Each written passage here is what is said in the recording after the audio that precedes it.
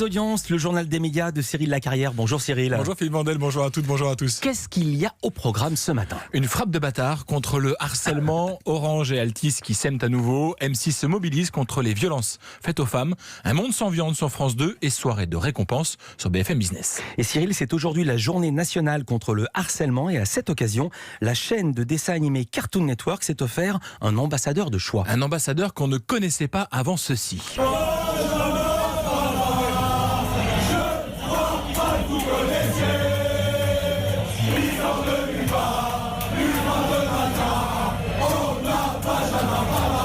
La frappe de Benjamin Pavard en 8e de finale de la Coupe du Monde de football, une frappe qui restera dans l'histoire du foot français. Évidemment. Et qui a fait la popularité du jeune latéral droit. C'est donc lui qui a choisi la chaîne Cartoon Network pour incarner sa campagne Stop au harcèlement. On s'écoute un petit extrait du clip enregistré par le champion du monde.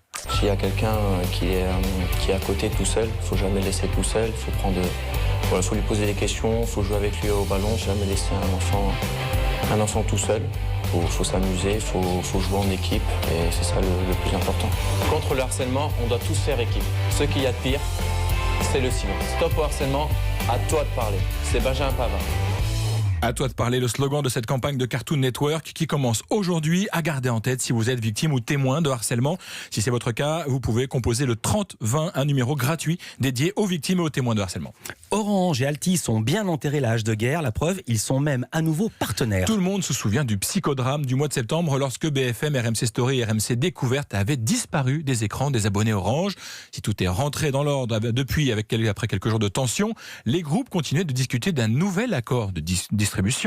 Ces négociations viennent d'aboutir. Orange versera donc une rémunération à Altice pour certains services qu'on dit enrichis, c'est-à-dire une fonction replay plus étendue ou la possibilité, par exemple, de reprendre un programme lorsqu'on en a raté le début.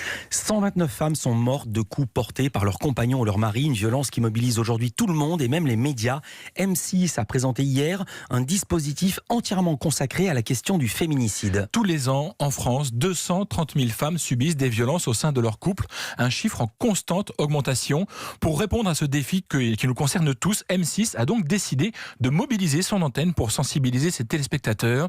Un numéro d'enquête exclusive et de zone interdite vont être consacrés à ce sujet le dimanche 24 novembre. À la réalisation du documentaire de Zone interdite, un documentaire exceptionnel, Mélanie Van der Ende, notre journaliste Louise Bernard, lui a demandé quelles étaient ses intentions lorsqu'elle a commencé à filmer.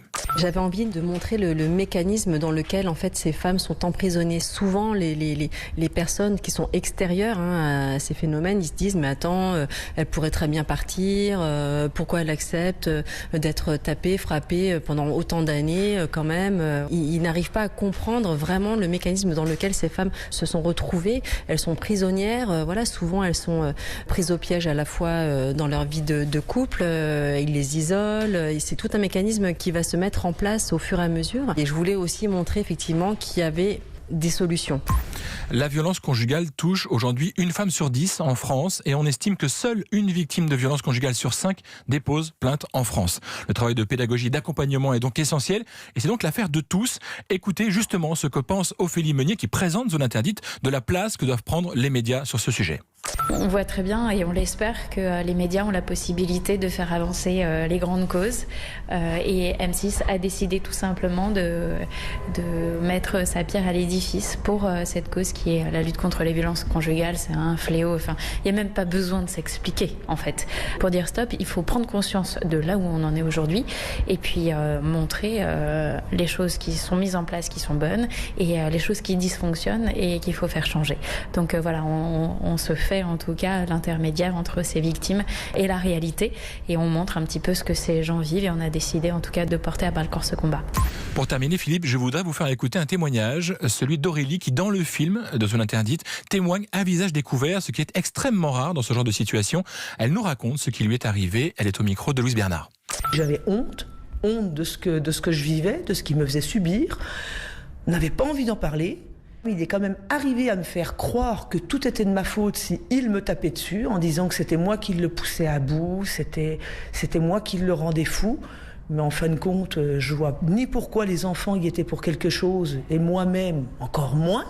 Donc à un moment donné, ça boue, puis il faut que ça sorte. J'ai pas de honte à avoir. Toutes les femmes, que ce soit qui que ce soit, on n'a pas de honte à avoir.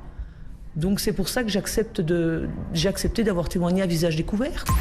Rendez-vous donc le dimanche 24 novembre pour ce dispositif spécial d'M6 consacré aux violences faites aux femmes. Un sujet dont nous reparlerons prochainement ici, dans Culture Média.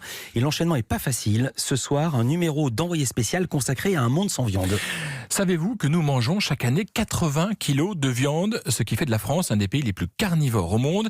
Mais est-ce que cette consommation peut perdurer ? C'est la question que se pose ce soir Envoyé spécial, qui pour l'occasion consacre l'intégralité de son sommaire à la question de la viande. Est-ce qu'il faut y voir un engagement de l'émission de France 2 ? Réponse avec la présentatrice, la journaliste Élise Lucet, au micro de Louise Bernard.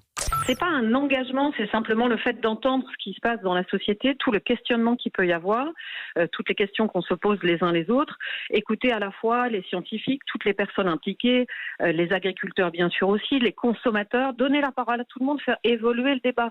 Oui, l'écologie, oui, l'environnement, ça intéresse les Français. C'est un des thèmes vraiment principaux quand on les interroge, quand on leur demande qu'est-ce qui vous préoccupe le plus là pour les années à venir. Les Français disent l'environnement.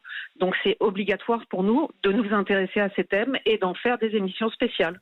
Attendez-vous donc à d'autres envoyés spéciales alors que France Télévisions s'est justement lancé dans une saison consacrée à l'environnement. Envoyé spécial, c'est ce soir à 21h10 sur France 2. Et attention, préparez vos smokings, préparez vos robes de cocktail. Ce soir, ce sont les BFM Awards. Alors pas de M. Pokora ce soir au Théâtre des Champs-Élysées, mais des patrons, des investisseurs, des entrepreneurs, bref, ceux qui tiennent les cordons de la bourse. Tout ce beau monde est réuni pour la 15e édition des BFM Awards, décernée par la chaîne BFM Business. Nous avons demandé à Kim Younes-Charby, la toute nouvelle directrice générale de la chaîne, à quoi sert ce genre de cérémonie, d'événement quand on est une chaîne de télévision. Elle est interrogée par Alexandre Omar. Je crois qu'il y a une raison assez simple à ça, en fait, qui est liée à la ligne de notre chaîne, la ligne de BFM Business, c'est parler des entreprises. C'est vraiment notre raison d'être, informer les entreprises et les acteurs économiques pour les aider à se développer. Donc, on le fait dans nos émissions, en radio, en télévision et dans le digital, en décryptant l'actualité économique, mais aussi en mettant en avant des retours d'expérience et des succès d'entreprise. Avec des événements comme les BFM Awards, on peut aller plus loin pour raconter les histoires qui se trouvent justement derrière ces réussites. La cérémonie des 15e BFM Awards, c'est ce soir à Paris et c'est bien sûr également retransmis à la télévision et à la radio. On se demande bien sur quelle chaîne. Merci beaucoup Cyril Lacarrière. On vous retrouve demain.